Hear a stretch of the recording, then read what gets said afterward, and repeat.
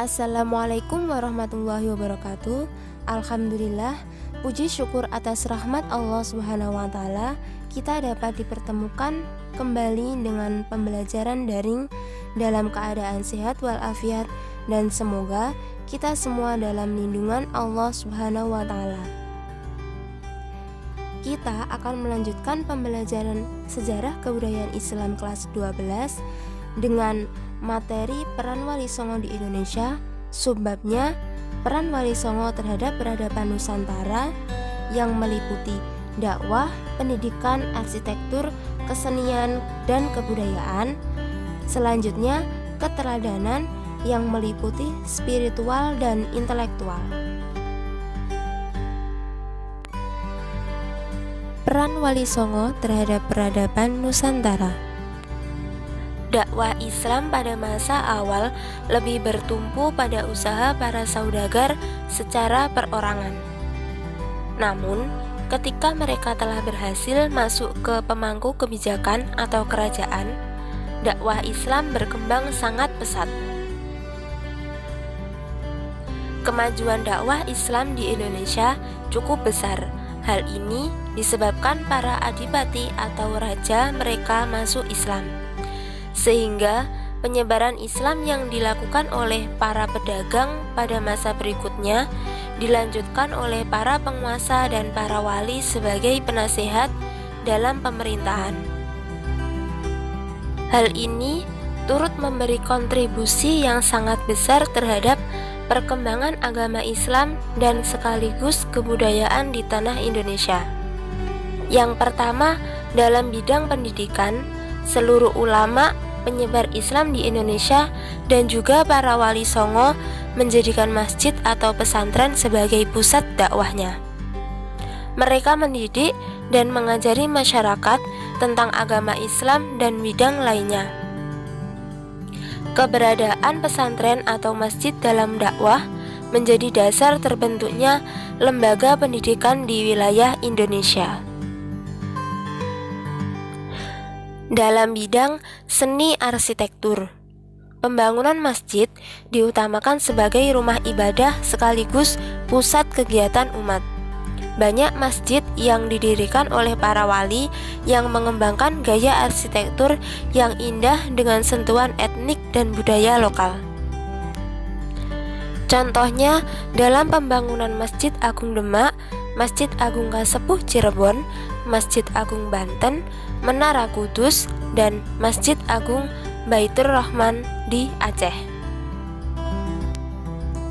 Keindahan arsitektur maupun ornamennya merupakan khasanah kebudayaan yang harus dijaga kelestariannya.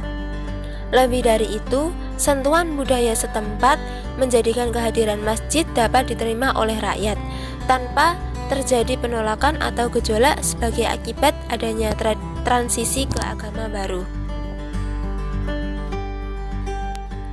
Dalam bidang seni dan budaya, para wali, ulama, dan mubalik mampu membangun keharmonisan antara budaya atau tradisi lama dengan ajaran Islam. Kita mengenal di tanah Jawa kesenian wayang yang berdasarkan cerita Hindu Ramayana dan Mahabharata sebagai sarana dakwah para wali dan mubalik. Wayang merupakan peninggalan tradisi lama yang diolah dan diterjemah kembali oleh para wali dengan mengganti isinya dengan ajaran Islam. Alat musik untuk mengiringi pementasan wayang kita kenal dengan gamelan dan gending.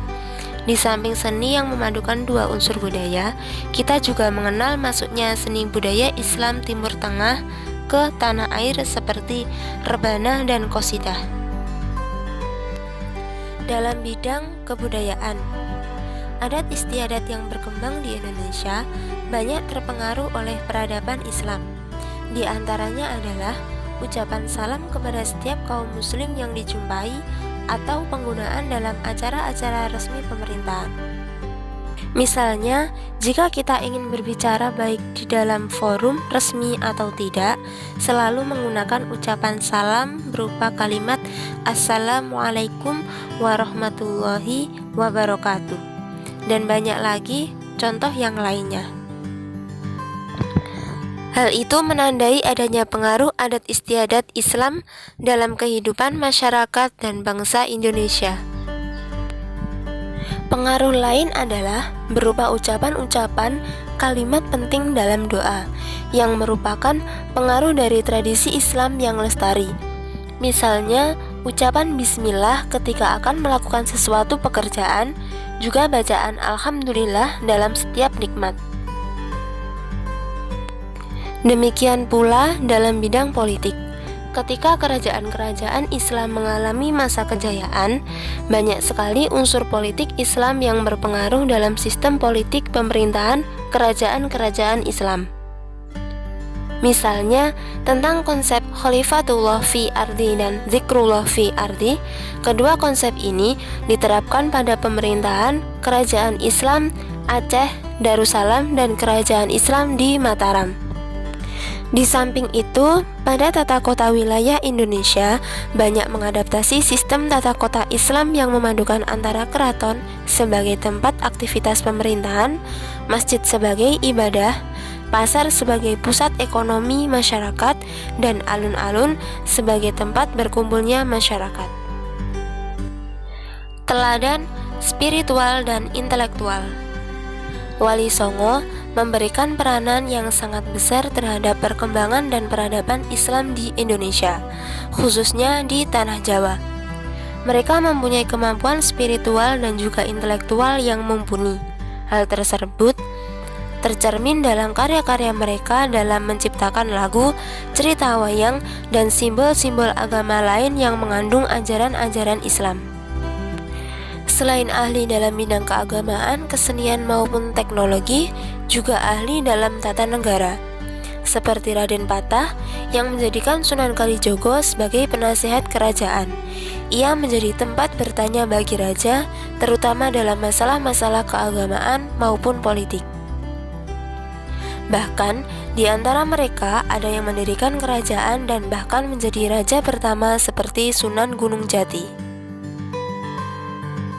Dalam menjalankan dakwah di Jawa, para wali Songo lebih mengedepankan kearifan lokal dalam menyikapi persoalan yang berkaitan dengan perbedaan antara ajaran Islam dengan tradisi setempat.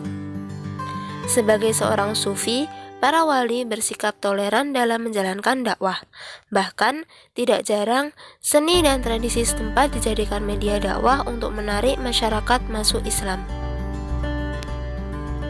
Memahami dan menghayati biografi, sejarah, perjuangan, dan peranan dalam pengembangan Islam di Indonesia, maka dapat diambil hikmah dan pelajaran untuk dijadikan teladan, yaitu semangat yang sangat tinggi dalam mengembangkan ajaran Islam di Indonesia, sikap keikhlasan para wali yang mewarnai perjuangan tanpa pamrih, bahkan berani berkorban demi umat, sikap keberanian para wali dalam melindungi dan mempertahankan wilayah Islam dari penjajahan asing. Semangat spiritual para wali tidak pernah putus. Hubungan dengan Allah Subhanahu wa Ta'ala sangat menentukan keberhasilan dakwahnya.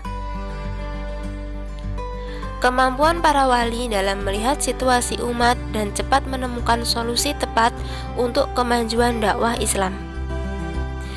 Pemilihan metode dakwah yang tepat, kreatif, dan persuasif yang membuahkan hasil maksimal. Cara dakwah Sunan Muria dengan mencari daerah-daerah pedalaman dan desa-desa terpencil sangat penting ditiru agar tidak didahului dakwah umat lain. Sikap solidaritas dan kepedulian sosial para wali yang tinggi terhadap nasib rakyat untuk membantu dan menyantuninya. Sikap para wali menjalin hubungan dengan penguasa dan para raja sangat membantu keberhasilan dakwah. Yang terakhir, adanya jadwal pembagian wilayah dakwah agar Islam tersebar merata ke seluruh wilayah Indonesia. Demikianlah pembahasan materi bab 2 dari pertemuan kali ini. Tetap semangat dan jaga kesehatan. Wassalamualaikum warahmatullahi wabarakatuh.